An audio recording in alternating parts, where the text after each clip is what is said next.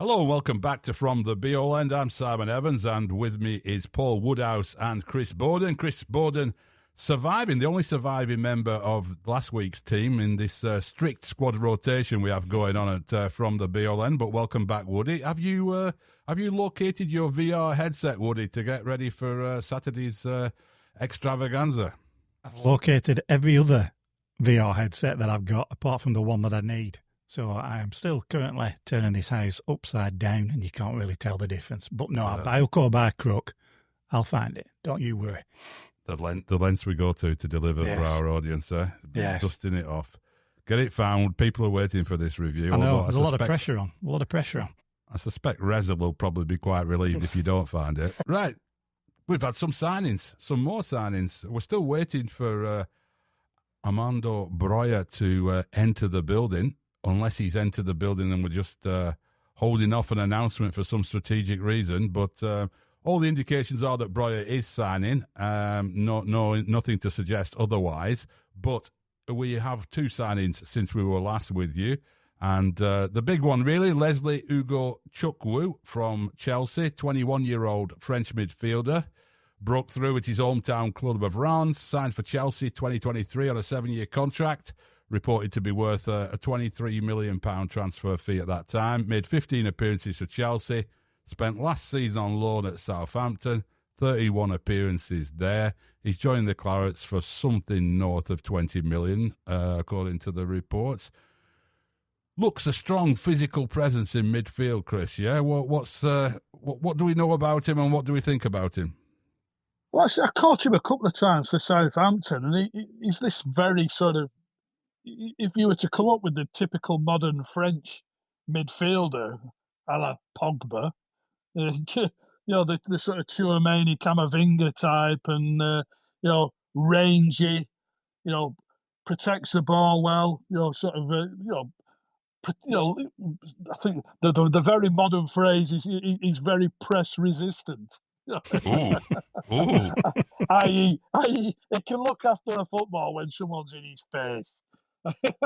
Yeah. But I mean, he can carry the ball as well. From what I've seen, he can, like a shuttle. He can take it off the back four and advance up the pitch with it. Can spread play. It's just sort of that very modern central midfielder that we've probably many Burnley fans have probably quipped that he's the type we've been needing since John Deary, and we never replaced John Deary, did we? But no, he looks, when you look at the age and the fee, I mean, it looks like Chelsea have taken a small hit on him, but the sort of scattergun potential signings under Todd Bowley. But Southampton fans speak well of him, and he's another one. Like I say, Esteve seems to have had a hand in convincing him to come to the club or join the project, as is modern parlance. I think he ticks all the boxes, and I'm excited to see him. He's an upgrade on Josh Laurent, isn't he? At the end of the day, he's probably an upgrade on Brownhill as well, to that extent, and maybe give Cullen the sort of protection that he can sort of dictate play and the tempo of our football, and leave Hannibal to do what he does best, really, sort of causing mayhem with his shithousery and hopefully getting a few more assists and goals than he's used to. Most modern Premier League teams have a strong physical presence in midfield, don't you? You think of like Decore at Everton and that kind of player. We've never had a player like that at all, have we, Woody? Do you think we missed that in our last Premier League campaign, that sort of physical side of midfield?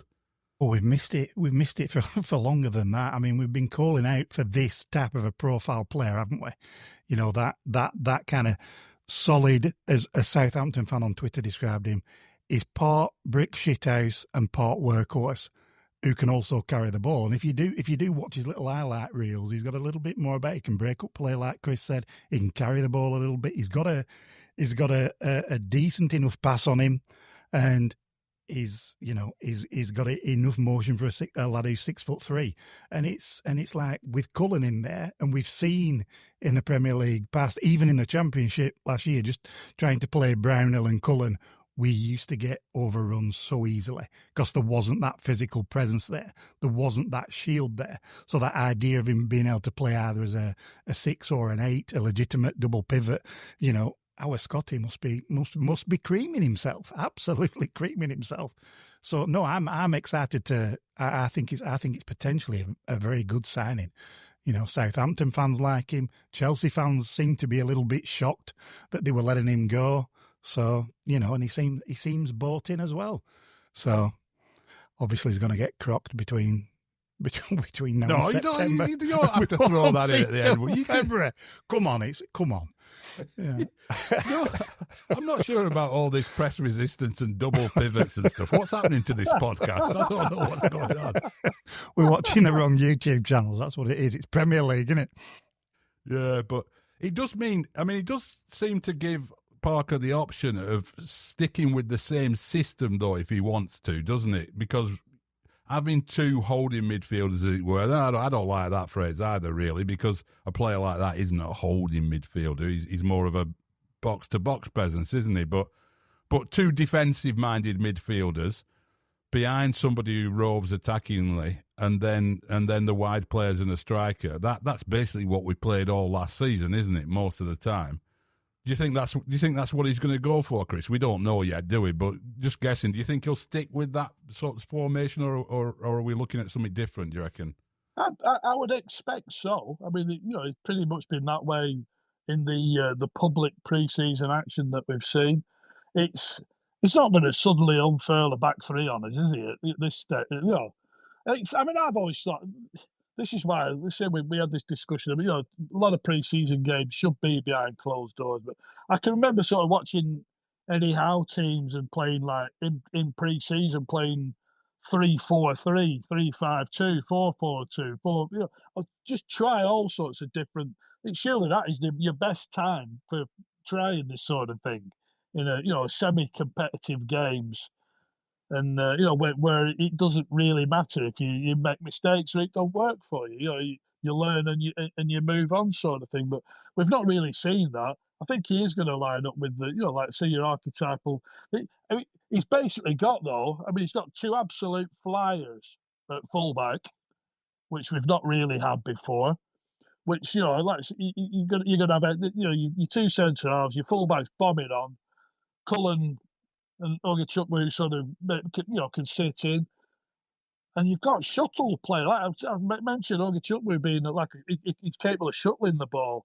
Hannibal can carry the ball distances. Breuer can carry the ball distances. You can play Anthony in over the top, and expect his touch to be excellent. Edwards can obviously drive with the ball. It's I'm quite excited to see it all.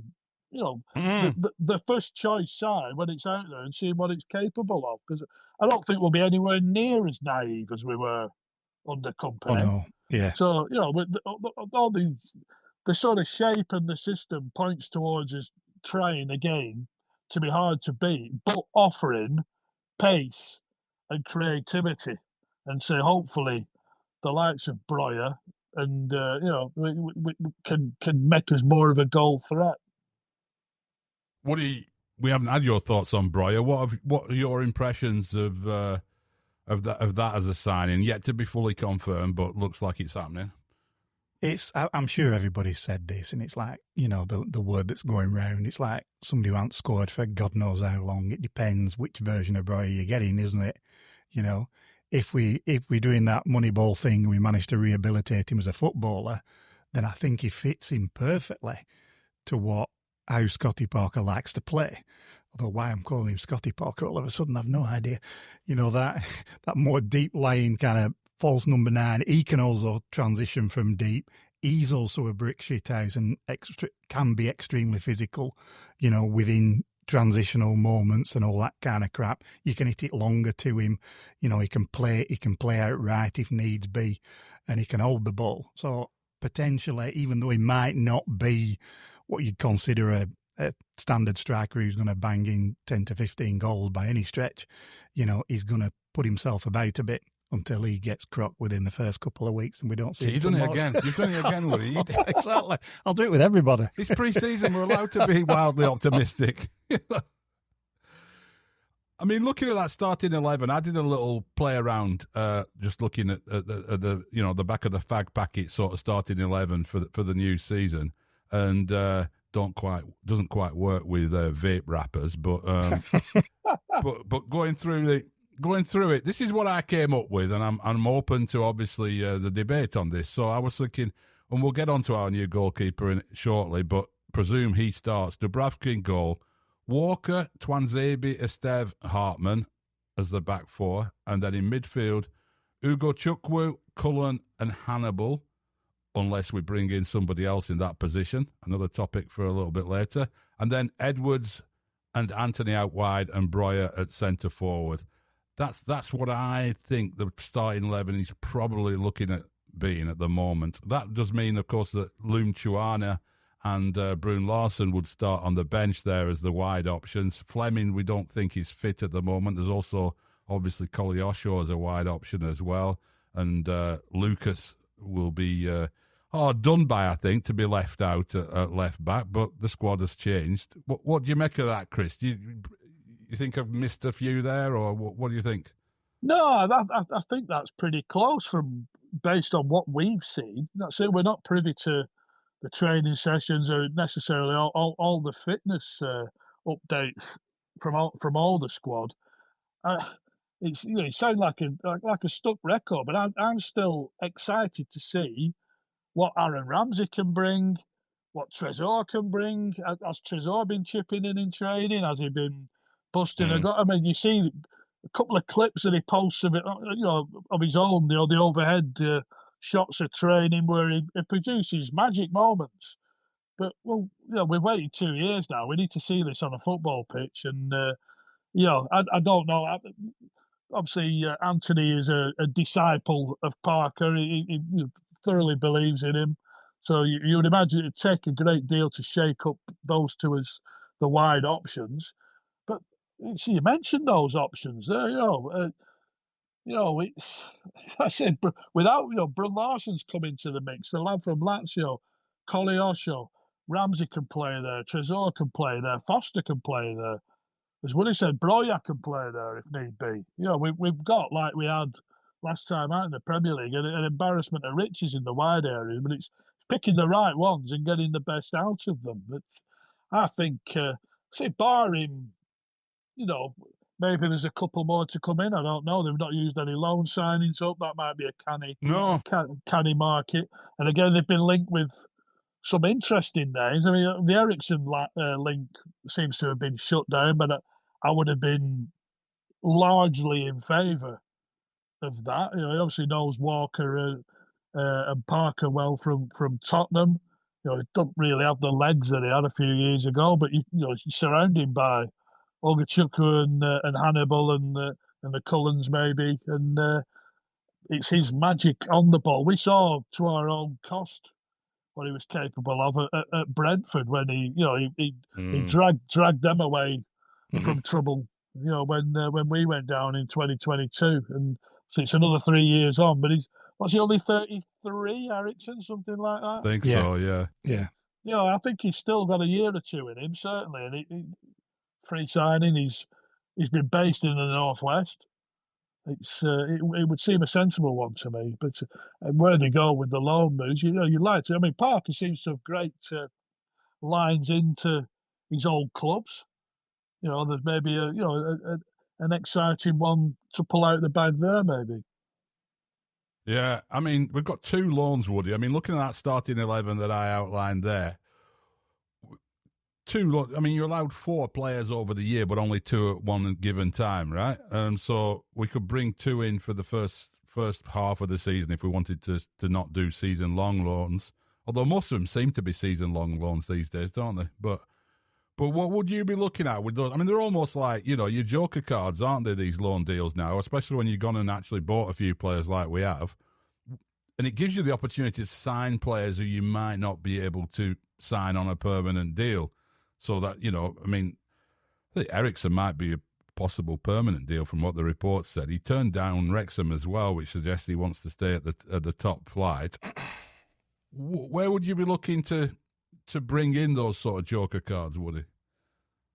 I think you're either looking at additional proven quality and experience, so somebody like an Eriksson, or maybe additional backup with the midfield, because we could still be a little bit scarce in that department if we're not careful. But like we said, once you start listing up top, there's a lot of permutations, isn't there? We look like we may still be a little bit short in the striking department. Depends what Tuanzebe can do and how fit Bear is and centre halves and whatnot. But I think you're just wanting to try and improve, because I like the balance of this squad in terms of experience, age, etc. It feels kind of right. Kind of feels like what we've been talking about for quite a while. It seems like either somebody's been listening or somebody knows ball or whatever.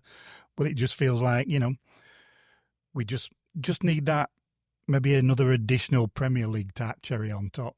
I think you've got to look at it when you assembling these squads. You've got to think which injuries would hurt you the most. If somebody were ruled out for 6 months, and I look at it and I think if Cullen were out, and I'm not saying Cullen's the best player in the side, what's your midfield look like without Cullen? You're suddenly asking Lesley to come in and be the man who organises and holds the midfield together, and then who's alongside it? And you're talking about Ramsey then being a starter and having to come in with Hannibal. That doesn't feel like suddenly quite as solid a midfield, does it? So I think that number 6 position might be one that to look at midfield wise. Still short up front for me. I say if Broya suffers a setback, or you're down to. I say we presume that Fleming's going to be used as a centre forward, because he wasn't used as anything other than by Parker when he was available last season. But I'd still like to see another body in that area. But I mean, I'm just chucking names off the top of my head now. Don't read anything into it. But like Calvin Phillips hasn't gone anywhere, has he? No. You're looking at the players who's not going to get a kick at their club, who wants to play Premier League football, and who might be, based on the fact that he was at a club that got relegated last year on loan, it might be in your in your dimension, so to speak. Because obviously the likes of Grealish and people like that. You're talking about Harvey Elliott looks like he's going to move, but we're a million miles from competing in those markets. But a Calvin Phillips might make sense unless Leeds pull his heartstrings and come calling. But just off the top of my head, I'm not quite sure in that department. But there's got to be. Like I say, I would prefer it to be from that end of the scale rather than a young kid who's coming for a bit of experience from an elite Premier League club.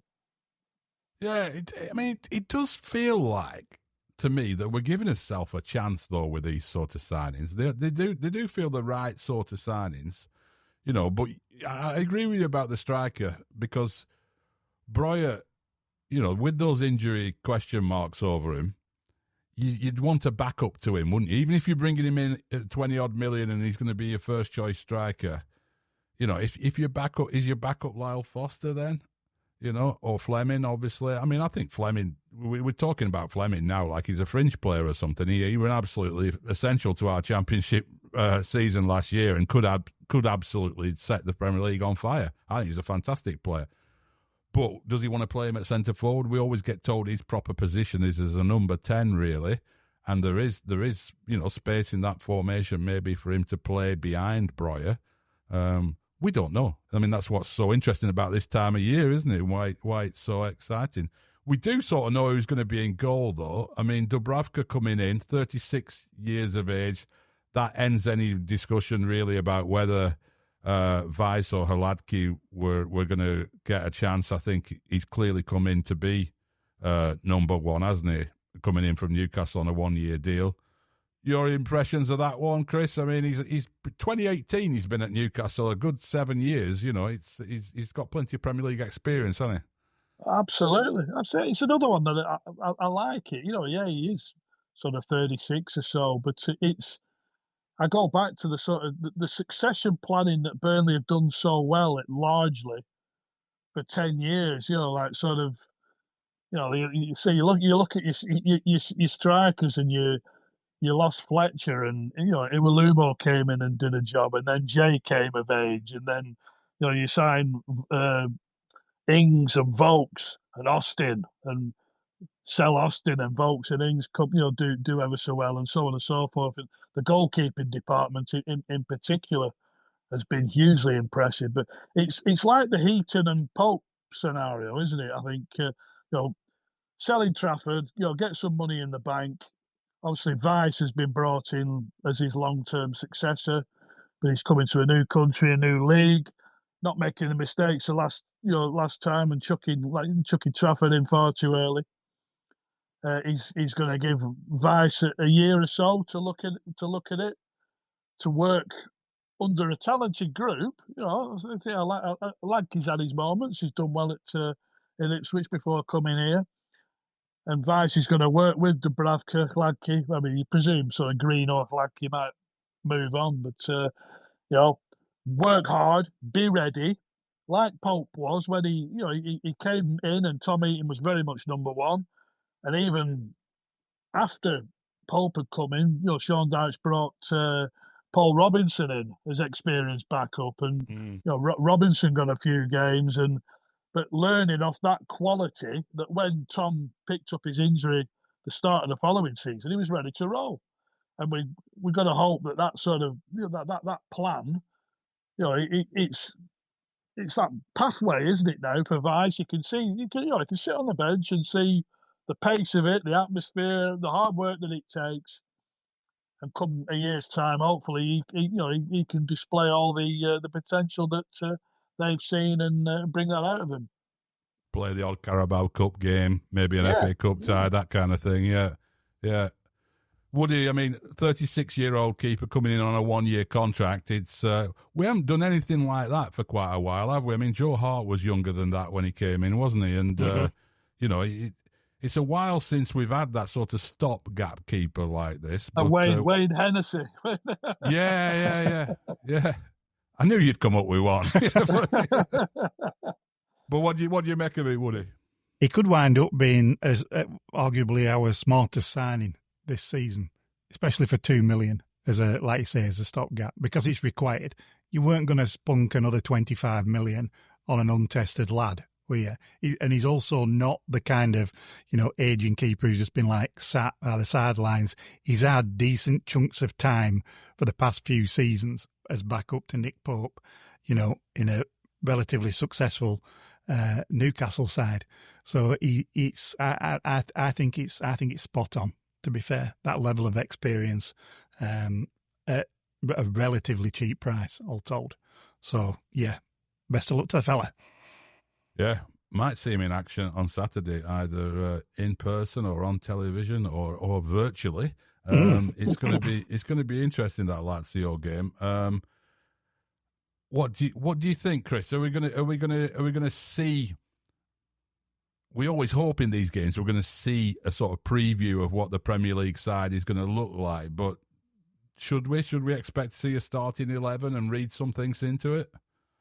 I think barring any knocks and niggles, I think it might well be close to what we've suggested, and then maybe they give way after 45 minutes or an hour, depending on the sort of you know, what the minutes spreadsheet tells Scott Parker who needs what, sort of thing. That I'm looking forward to it. I'm in the Jimmy Mac on Saturday with both of my lads, and that's it. Looks, I mean, there's a few tickets left, but it's the days of Burnley landing a pre-season friendly against Lazio. It's like, you know, imagine that 25 years ago.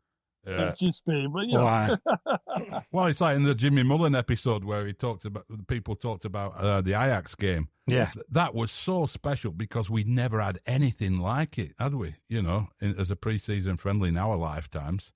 But now it feels like you're almost a bit blasé, aren't we, really? Oh, you're playing Lazio in a pre-season friendly. Yeah.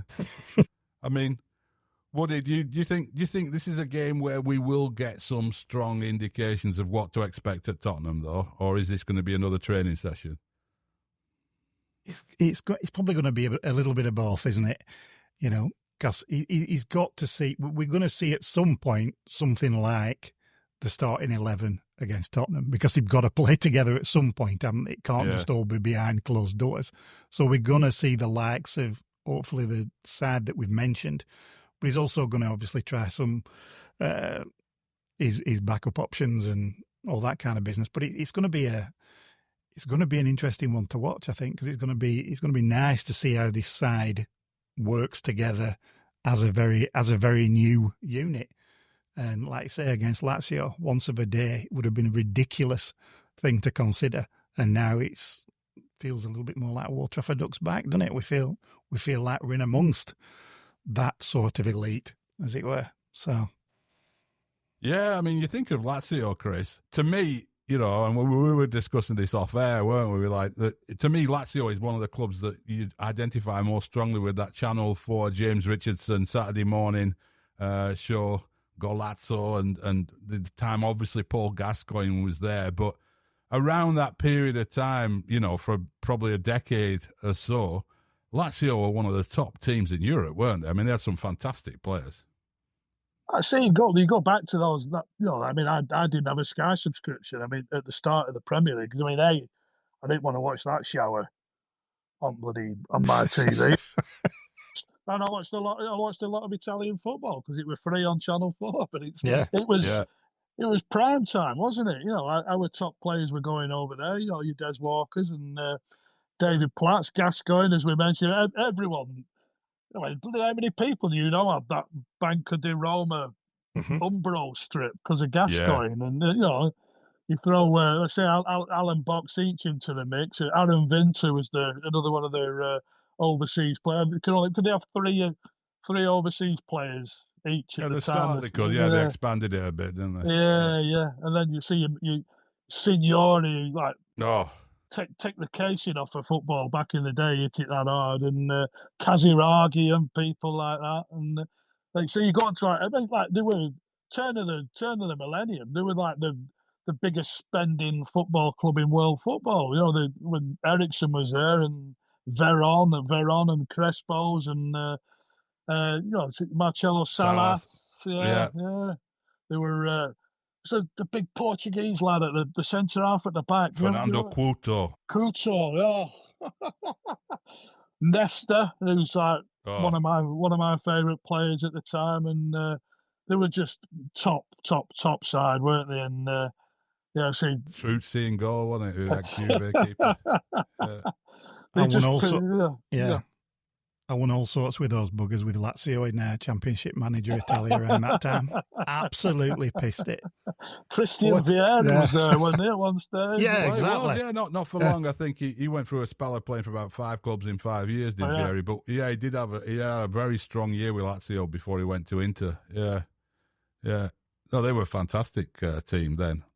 Sergio Cragnotti was the president who financed it all, and then when he had his downfall, the club sort of suffered with it, really. But some fantastic footballers, great heritage there, and the atmosphere used to be at the Olimpico. For all the problems in that one section of the ground with a particularly unpleasant bunch, but the rest of the stadium, the atmosphere was fantastic. I hope we're not going to get a Hanover 96 situation at the weekend.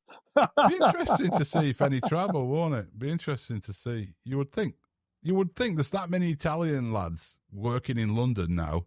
You'd think there'd be some come up from London for that game. There's so many Italian lads working in bars and restaurants in London and stuff, isn't there? Oh, there's bound to be.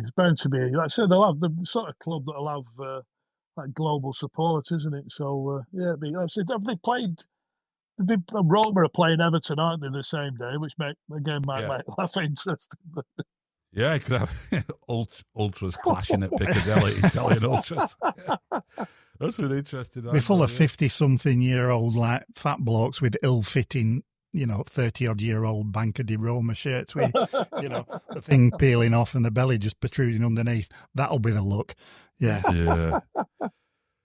Interesting one. Well, we'll look forward to that, and we'll be back on Monday to review it all. And maybe if Woody can pull out from one of them drawers just behind him there, find some little headset that he can stick on, and we can give you the review of the VR side. If not, we'll just review the action and talk about the experience on Turf Moor as well. A chance to see some of these new faces that have been coming in through the door. First game at Turf Moor for Kyle Walker as well. That's going to be, a nice element to it all as well.